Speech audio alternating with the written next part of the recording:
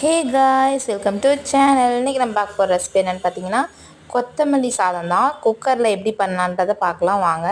அதுக்கு நான் ஒரு குக்கரில் கொஞ்சமாக ஆயில் சேர்த்துட்டேன். ஆயில் நல்லா கொஞ்சம் தாராளமாக சேர்த்துக்கோங்க. அப்போ தான் வெரைட்டி ரைஸ்க்கு கொஞ்சம் ஆயில்ஸ் அதிகமாக இருக்கப்போ டேஸ்ட் வந்து நல்லாயிருக்கும்.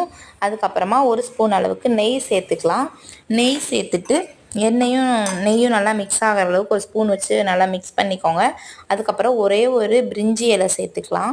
பிரிஞ்சி இலை, அதுக்கப்புறம் 4 வெங்காயத்தை ஸ்லைஸ் பண்ணி வச்சுருக்கேன். 4 வெங்காயத்தையும் நல்லா வதக்கிக்கலாம். வெங்காயம் நல்லா கலர் சேஞ்ச் ஆகி நல்லா ஒரு மாதிரி ப்ரௌனிஷாக வரும்னா அந்த மாதிரி நல்ல டார்க் ப்ரௌன் வர அளவுக்கு நல்லா நம்ம ஆனியனை நல்லா வதக்கிக்கலாம்.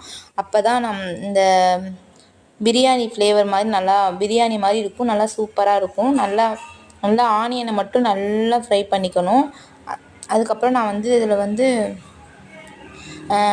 கொத்தமல்லி, பச்சை மிளகா, பூண்டு, ஒரு பட்டை, 2 கிராம்பு இதெல்லாம் சேர்த்து, இஞ்சி பூண்டு இதெல்லாம் சேர்த்து நான் ஒரு விழுது மாதிரி எடுத்து வச்சுருக்கேன்.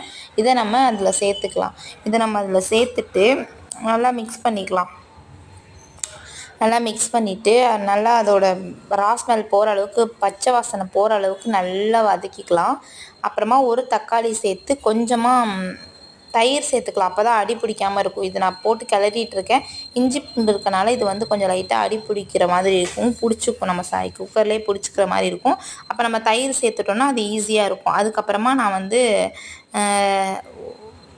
ஒரு 1 kg அளவுக்கு ரைஸ் எடுத்திருக்கேன். ரைஸை நல்லா அந்த இதோட மிக்ஸ் ஆகிற அளவுக்கு நல்லா அந்த மசாலாஸ் இது எல்லாமே மிக்ஸ் ஆகணும்.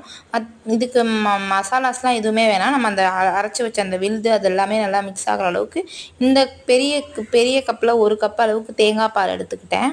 அதுக்கப்புறம் மீதி 3 கப்பு நார்மல் வாட்டர் தான் சேர்த்துக்கிட்டேன். அந்த 1 கப்பு தேங்காய் பால் ஊற்றுறப்ப இந்த ஃப்ளேவர் ரொம்ப ருசியாக இருக்கும். இந்த சாதம் ரொம்ப டேஸ்ட்டாக இருக்கும். தேவையான அளவு உப்பு சேர்த்துக்கலாம்.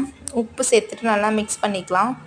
அதுக்கப்புறம் தண்ணி நான் 1 கப்பு தேங்காய் பால், 3 கப்பு தண்ணி சேர்த்துட்டேன்.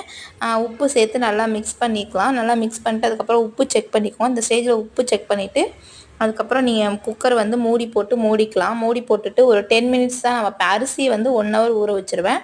அப்புறம் ஒரு மூடி போட்டு நல்லா மூடிட்டு எடுத்து ஓப்பன் பண்ணி பார்த்தா சூப்பர் டேஸ்டியான கொத்தமல்லி சாதம் ரெடி ஆகிடுச்சு. சட்டுன்னு பண்ணிடலாம். இது லஞ்சுக்கெலாம் நீங்கள் ஸ்கூலுக்கு பிள்ளைங்களுக்கெலாம் கொடுத்து விடும்போதெல்லாம் நீங்கள் ரொம்ப இது நல்லாயிருக்கும், விரும்பி சாப்பிடுவாங்க. இதே மாதிரி நீங்களும் செஞ்சு பாருங்கள். இந்த வீடியோ உங்களுக்கு பிடிச்சிருக்கும் நம்புகிறேன். இந்த வீடியோ உங்களுக்கு பிடிச்சிருந்ததுனா லைக் பண்ணுங்கள், ஷேர் பண்ணுங்கள், மறக்காமல் சப்ஸ்கிரைப் பண்ணுங்கள். தேங்க்யூ ஃபார் வாட்சிங். பாய். நெக்ஸ்ட் வீடியோவில் பார்க்கலாம்.